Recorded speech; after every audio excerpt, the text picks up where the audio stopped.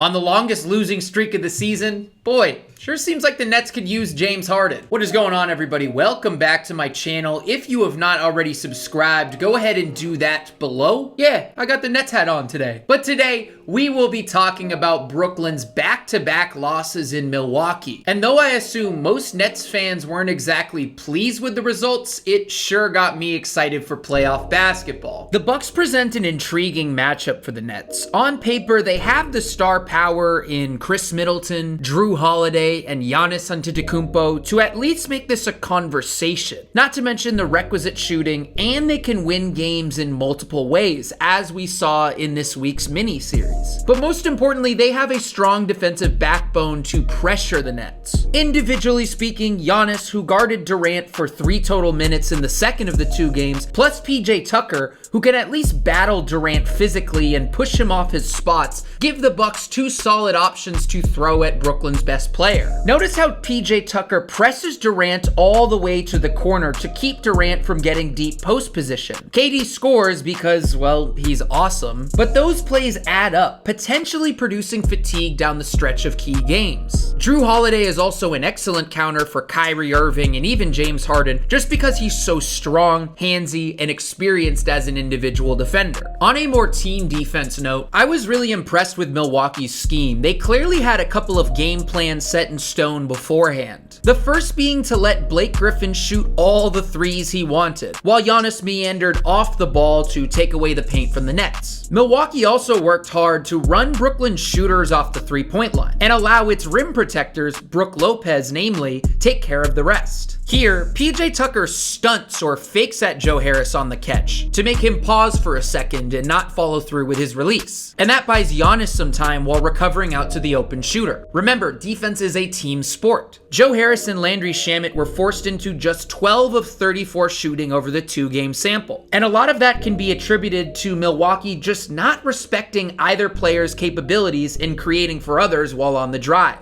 Joe Harris is prone to a little bit of tunnel vision when putting the ball on the floor, and this is an easy block for Bobby Portis. And then on this baseline out of bounds, Drew Holiday actually breaks away from the inbounder, who, no big deal, just Kyrie Irving, to smother Joe Harris on the catch. And the possession stalls out when the final shot is a DeAndre Jordan floater? Huh? On top of having a detailed game plan for the Nets, Milwaukee just knows its personnel well. And as mentioned, Brook Lopez is the ultimate cleanup guy. Opponents shoot 6.2% worse at the rim when Lopez is on the floor. And Milwaukee has worked his rim protection into their scheme brilliantly, guarding threes aggressively and forcing opponents into the paint, which sounds counterintuitive, but makes sense when you look at how freaking good Brook Lopez is at walling off the paint. And against a jump shooting team like Brooklyn, that scheme fits like a hand in a glove. On this play, Chris Middleton is shading Durant to Durant's right towards Giannis in help position, and Brook Lopez lurking underneath the basket. Again, this is all by design. Chris Middleton guards KD a little bit tighter at the 3-point line to induce a drive, and the rest of the Bucks spring a trap the second that KD touches the paint. What results is a greatly contested layup. Speaking of Giannis and knowing your personnel, having perhaps the best help defender in the league certainly helps things when the Bucks do things like aggressively trap the ball handler. Seriously, he completely erases this open lane for Landry Shamet. And there's no real commentary needed on this possession. I just thought it was a great example of how good this Bucks team is at erasing the paint. I really like Brook Lopez coming up to the level of DeAndre Jordan's screen, while Drew Holiday pinches in to collectively take away Kyrie Irving's driving lane, and the possession eventually stalls out. Just really smart basketball from a team that's been playing together for years. And then, of course, there was the rebounding. The Nets got out-rebounded 55-39 in the second of the 2 games against Milwaukee, and box outs were a big issue. Here, Durant doesn't put a body on Chris Middleton on the glass, and here it's the same thing. Durant doesn't seal off the paint with a box out, and DeAndre Jordan doesn't exactly show, well, the most effort either when skying for the rebound, as both players get outboarded by a Bucks player 7 inches shorter than the both of them. Not great. Just this week, it was announced that James Harden is gearing up for a regular season return.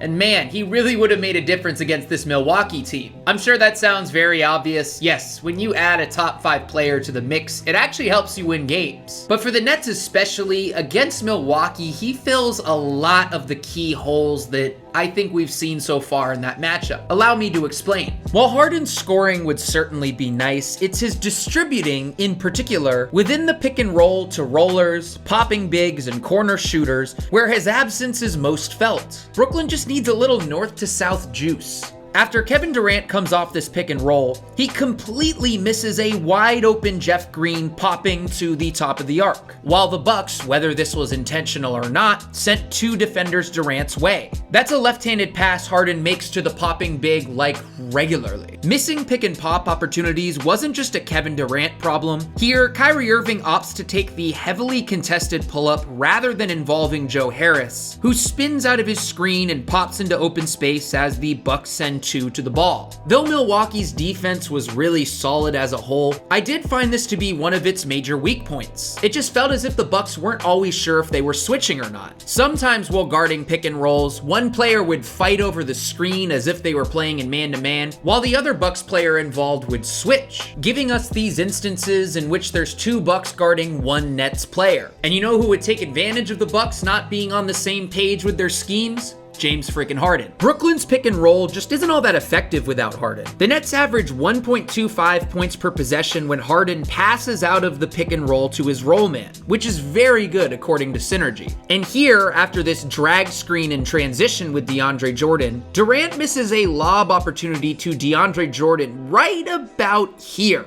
We know how tough it is to differentiate from Harden's floater and his lob pass, and if Harden was in Durant's shoes, I bet he nails this with precision. Another example, Kyrie Irving has a pocket pass opportunity right about here, yet he extends the dribble one too many, resulting in the steal. To compare him to Harden in this regard, he averages just 1.1 points per possession when passing to the roll man, which is merely average at his position. In fact, the dearth of pick and roll creativity is largely why a guy like Mike James has had some moments just adding a little juice to the offense. Just by being quick with his decisions and pressuring the defense right away is a great way to create drive and kick opportunities for Brooklyn shooters. There's no deliberation, no fancy dribbling here, just instant pressure in transition to force a help side rotation from Bryn Forbes, leading to the open 3. And yes, I could see Harden sliding right in and making this exact same read. Speaking of deliberation, actually using their screens was another weak point for Brooklyn's offense against Milwaukee. The Nets give Kyrie Irving double ball screens here, and rather than using DeAndre Jordan's screen to engineer the switch and mismatch with Bobby Portis, Irving instead picks up his dribble and the possession completely stalls out. In fact, possessions like this are largely why the Nets have appeared so stagnant. Instead of taking what the defense has given them, Brooklyn has been far too happy to step into contested looks. On a more positive note, here's a great example of when things go right when it comes to successfully using screens. Irving does his best James Harden impression by using DeAndre Jordan's drag screen to force a switch with Brook Lopez. Notice how he refrains from taking the contested mid-range look and then drags Lopez, who isn't exactly comfortable guarding outside of the paint, all the way to the three-point line. This whole sequence looks pretty familiar, no? Without Harden, the Nets just didn't have their guy who could successfully burn the Bucks' weaknesses. He's the team's best tactician in that way. The first being making Brook Lopez guard in space, and the second being putting Bryn Forbes, who was a massive plus for the Bucks in the 2 games thanks to his offensive outbursts, in the pick and roll on the other end. Harden is Brooklyn's best mismatch hunter, and maybe one of the 3 best players in the entire league at this skill set, regularly picking on smaller players like Forbes after pick and roll switches. I realize I might be nitpicking a little bit here just because Forbes is dropped back in the paint, but I do wonder if there was an opportunity for Kyrie Irving to drive right here and involve the subpar defender Forbes in the pick and roll. Instead, Irving crosses back to his right and the advantages of Shamet's screen completely vanish. And then on this possession, part of me can't help but wonder that if Harden was in Irving's place, this probably would have been a guard-guard pick and roll with Landry Shamet to give the Nets the Bryn Forbes switch. rather than just a fake backdoor cut from Landry Shamet that gets snuffed out and eventually results in a stagnant Nets possession. Again, not having Harden's capabilities at sniffing out mismatches is a big loss for the Nets, and it makes them a little bit predictable. Now, I find Harden's impact on defense to be a little bit overblown. While he does offer some juice as a scram switcher, which are those switches in the post done just before the ball is entered to bail out some of Brooklyn's smaller players caught up in unfavorable cross matches, Harden's just not a very good off-ball defender and tends to defend with his hands instead of his feet. And if you want to put some data behind it, Brooklyn's defense is just 0.07 points per possession better with him on the floor, just slightly above average. Where Harden does greatly make a difference, however, is on the defensive glass. The Nets' defensive rebounding rate rises by 3.5%. Elite at Harden's position. Put Harden in Mike James's place,